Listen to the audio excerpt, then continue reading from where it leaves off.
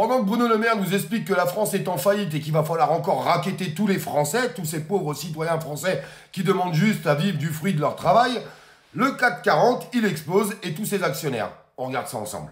On a le CAC 40 qui est au plus haut historique. Et de l'autre côté, on a les Français qui galèrent. Est-ce qu'il n'y a pas un problème en France? Vous avez des entreprises qui réussissent, tant mieux. D'ailleurs, vous avez des centaines de milliers de salariés qui travaillent dans ces entreprises CAC 40. Et puis, vous avez une situation Oui, les Français galèrent. Il y a des millions de gens qui doivent choisir entre se chauffer normalement ou faire les courses normalement. Il y a des artisans boulangers qui n'en peuvent plus. Oui, les gens galèrent et oui, les marchés financiers sont à un niveau jamais vu. Donc la réponse de Bruno Le Maire aurait dû être très différente. La réponse aurait dû être « il est temps de faire payer ceux qui ne payent jamais, il est temps de créer une taxe sur les marchés financiers ». C'est la principale demande du Parlement européen aujourd'hui pour trouver de l'argent.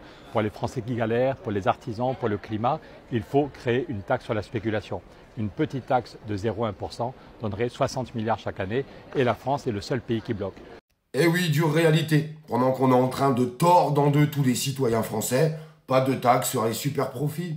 Pas de nouvelles taxes sur ces actionnaires du CAC 40 qui dégueulent de fric. Oui, ils dégueulent de fric. Il suffit de regarder la courbe que je vous ai fait voir en début de vidéo.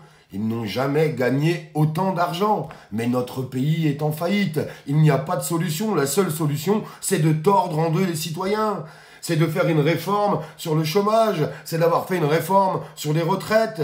On nous prend vraiment pour des abrutis. Des abrutis, il n'y a pas d'autre mot. Et encore, c'est le mot le plus poli que j'ai pu trouver.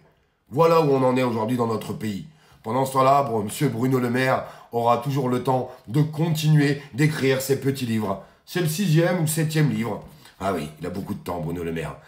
En fait, la France d'aujourd'hui, c'est les ultra-riches qui continuent de s'enrichir, la classe moyenne et les pauvres qui continuent de s'appauvrir.